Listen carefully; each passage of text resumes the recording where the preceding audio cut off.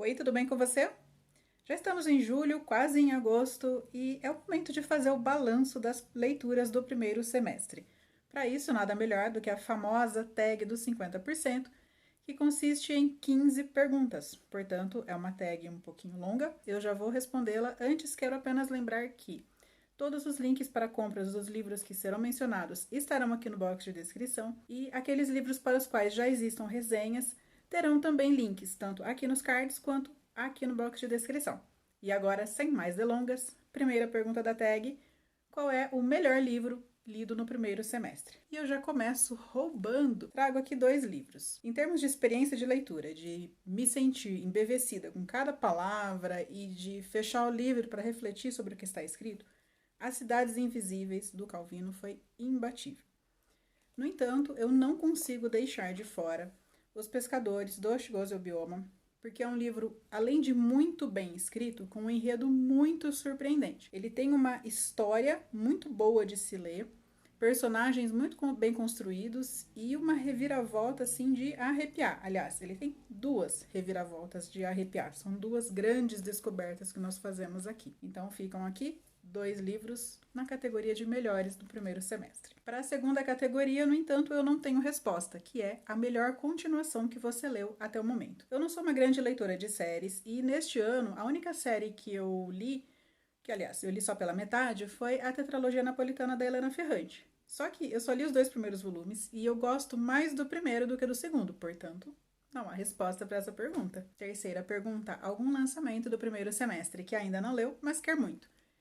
Tudo é Rio, da Carla Madeira. É um livro nacional que, inclusive, quero tanto ler que começo hoje, junto com uma amiga minha, e é muito provável que quando essa tag for ao ar, essa leitura já esteja até concluída, porque ele é um livro bem curtinho. Ele não é exatamente um lançamento do primeiro semestre, mas é um livro que ganhou mais notoriedade por agora. Pelo que eu vi, ele foi lançado em 2019 por uma editora menor, e agora ele está sendo publicado pela editora Record, e por isso uma maior visibilidade, um maior marketing em cima desse livro, mas eu tenho altas expectativas para ele, o que nunca é muito bom.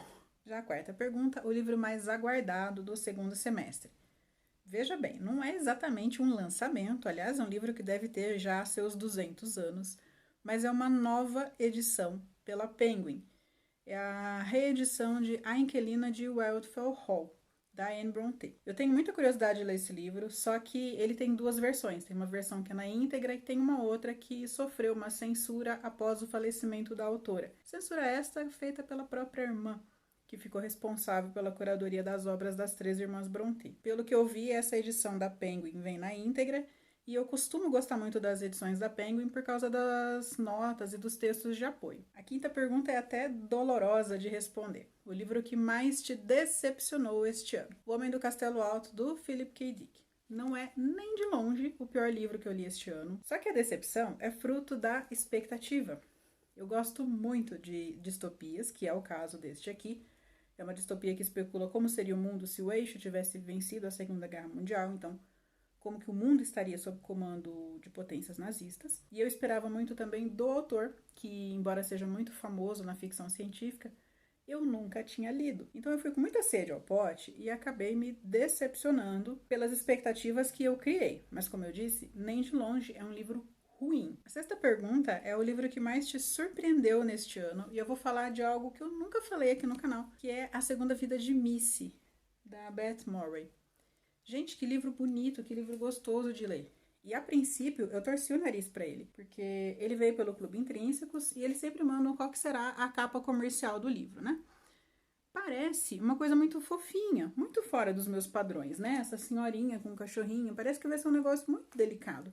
E não é. A Missy é uma mulher extremamente introspectiva, que está fazendo um balanço da sua vida. Pensa sobre a ausência dos filhos e do marido, pensa em qual significado que ela vai dar para os seus dias e encontra alguns amigos que estão dispostos a ajudá-la, só que ela não quer ser ajudada num primeiro momento. Então, na verdade, é o livro sobre uma idosa que está reaprendendo a viver de acordo com as novas configurações da sua vida. É um livro muito gostoso de ler, lindíssimo. A Missy é muito inteligente e nos ensina muita coisa. Aliás, eu preciso gravar o vídeo sobre este livro aqui, que foi um dos primeiros que eu li em 2021 e para o qual eu cheguei até a fazer um roteiro. Eu simplesmente não gravei, porque na época eu ainda não postava aqui no YouTube, mas eu estava ensaiando para. Então eu só fiz o roteiro, não gravei e engavetei. Tá na hora de desengavetar e falar sobre esta belezinha aqui. E a 7ª pergunta é: o seu novo autor favorito, que lançou o seu primeiro livro no primeiro semestre de 2021 ou que você conheceu recentemente? Não é o caso de ter lançado o livro recentemente, mas é alguém que eu conheci no primeiro semestre, a poeta polonesa Wisława Szymborska. Eu tenho alguma dificuldade em compreender poesia e talvez por isso até seja um gênero que eu pouco leia hoje em dia. Eu já li muita poesia quando eu era adolescente, eu gostava muito de poesia modernista. Mas já mais adulta, eu fui perdendo este hábito. Talvez pela dificuldade da compreensão, talvez apenas por comodismo, enfim. Eu só sei que geralmente eu leio livros de poesia em 2, 3 meses. E esse aqui eu consegui ler em poucos dias. Ela tem uma escrita muito clara, sem deixar de ser extremamente lírica e que consegue transmitir as suas ideias e os sentimentos que ela quer evocar no leitor com muita facilidade, com muita fluidez. Eu amei cada poema desse livro. Existem alguns de que eu gostei mais, outros de que eu gostei menos, mas não tem nenhum de que eu não tenha gostado. A 8ª pergunta é sobre um negócio que eu só fui descobrir que existia frequentando o Booktube e os Instagrams literários. Sua quedinha por personagem fictício mais recente. Gente, olha bem pra minha cara. Vê se eu tenho cara de quem tá tendo quedinha por personagem fictício. Não, minha gente, eu não tô conseguindo me encantar nem por gente de carne e osso. Imagina de livro. Mas para não deixar essa pergunta assim, sem resposta, eu vou adaptar um pouquinho a coisa. Eu vou falar sobre o personagem que mais me fascinou no primeiro semestre. E veja bem que eu frisei bastante fascínio, porque eu não vou falar aqui de uma pessoa, digamos assim, conhecida por sua elevação moral. Estou falando da protagonista deste livro aqui, Sete Maridos de Evelyn Hugo. Eu queria ter metade da inteligência dela e da sagacidade dela para correr atrás dos próprios objetivos. Só que eu não queria fazer isso pisando em algumas pessoas como ela pisou.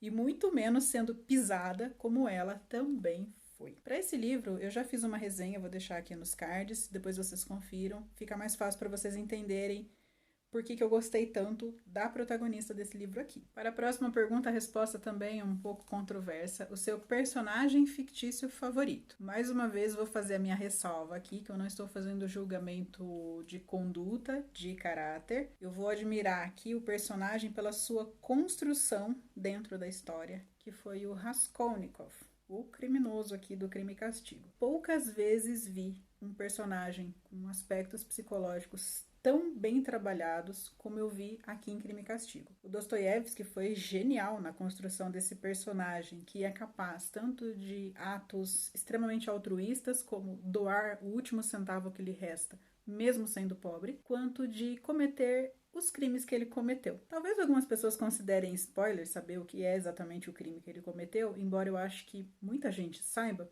Mas enfim, não vamos mencionar aqui, não vamos entrar em detalhes. O Raskolnikov foge daquele padrão maniqueísta de ser totalmente bom ou totalmente ruim. E é essa construção desse personagem tão ambíguo e ao mesmo tempo tão humano que me encantou em Crime e Castigo. Eu já havia lido outros livros do Dostoiévski, ele sabe traçar uns perfis psicológicos muito interessantes, mas aqui, gente, ele se superou. 10ª pergunta, um livro que te fez chorar nesse primeiro semestre? Nenhum. Mas o que me deixou mais próxima disso foi A Estação das Sombras, da Leonora Miano. Um livro triste, pesado, cuja leitura eu recomendo, mas veja bem quando você vai ler, porque este livro trata sobre captura de pessoas que viriam a ser escravizadas. Então aqui é uma mãe em busca do filho que está desaparecido. Nós sabemos, pelo distanciamento histórico, que houve a captura, mas ela não. Ela vive num povoado isolado. Aparentemente esse livro se passa aqui no século XV, XVI no máximo. E para nós que sabemos o que aconteceu, é extremamente angustiante ver o desespero dessa mulher e o esforço dela para encontrar esse rapaz. E a gente chora nesse livro não é só pela emoção de ver essa mãe atrás do filho, mas também de raiva das pessoas que estão em volta e que não ajudam, e raiva dos homens, principalmente do povoado de onde ela vem, que atribuem o desaparecimento dos rapazes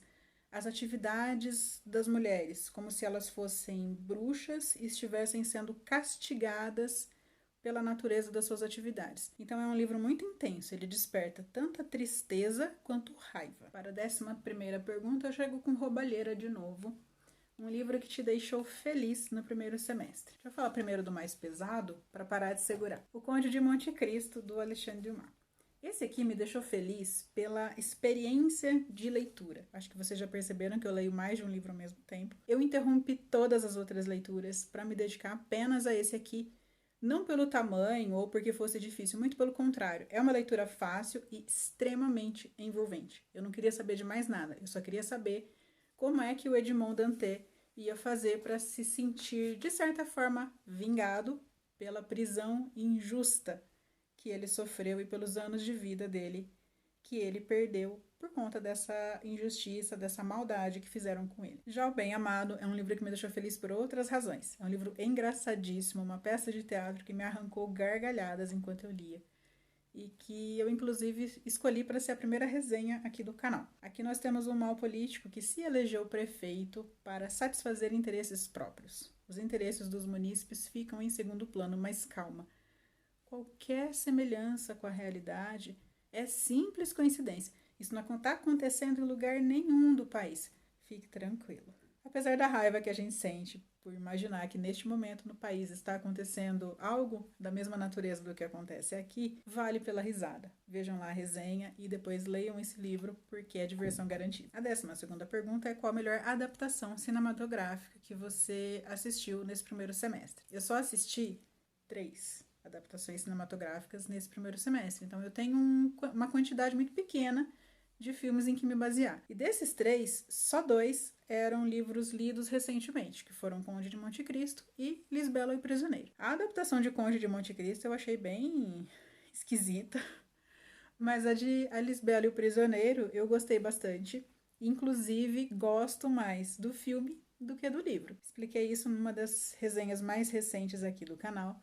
Depois deem uma olhada lá. Mas isso não significa que o livro seja ruim. E só a título de curiosidade, a 3ª adaptação de filme que eu vi foi a de Memórias Póstumas de Brás Cubas, que eu devo reler agora em setembro ou outubro. A 14ª pergunta é a sua resenha favorita neste primeiro semestre, escrita ou em vídeo. A minha resenha favorita até o momento é a de A Metamorfose, do Franz Kafka, também deixarei o link aqui. E eu acho que eu gosto tanto dela porque foi a 3ª leitura de um livro de que eu gosto bastante. Então eu pude comparar diferentes experiências de leitura que eu tive ao longo da vida. A 14ª pergunta é o livro mais bonito que você comprou ou ganhou neste primeiro semestre. Eu acho que eu falei a pergunta passada, em vez de 13ª eu falei 14ª, né? Tá errado. A 14ª é essa de agora. Bom, o livro mais bonito que eu ganhei é este aqui. É o Battle Royale, do Koshun Takane. É uma das minhas próximas leituras, inclusive. Ele tem um alto relevo aqui, umas marcações, uns códigos.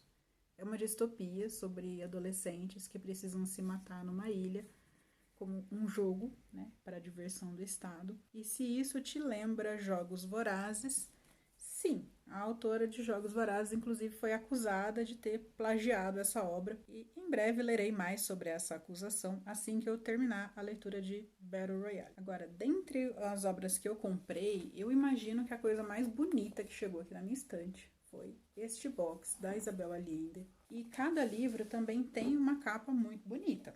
A Ilha Sob o Mar, em prateadinho. Filha da Fortuna, em cobre. E o mais bonito deles, A Casa dos Espíritos, em dourado. Todos eles também têm a folha de guarda escura, e em cada título, a separação dos capítulos ganhou uma espécie de arte. Elas são diferentes a cada livro. Eu mostrei um pouco melhor esses livros num book haul que eu fiz aqui anteriormente, mas também vou começar a ler esses livros e conforme eu for lendo eu vou mostrando mais detalhes das edições para vocês. Agora em julho eu pretendo ler A Filha da Fortuna. 15ª e última pergunta: quais livros você precisa ou quer muito ler até o final do ano? Bom, só que nesse vídeo eu já falei sobre 3, né? Tudo é Rio, da Carla Madeira, Filha da Fortuna, da Isabel Allende e o Battle Royale, do Koshun Takane, que são meus 3 livros de férias. Além desses livros que eu já mostrei, tem também os do Projeto Lendo Saramago e um um ou outro que eu comprei recentemente para ler ainda em 2021. Dentre estes eu destaco o Crônica da Casa Assassinada, que eu estou louca para ler desde janeiro, quando eu vi uma resenha da Carmen Lúcia para este livro.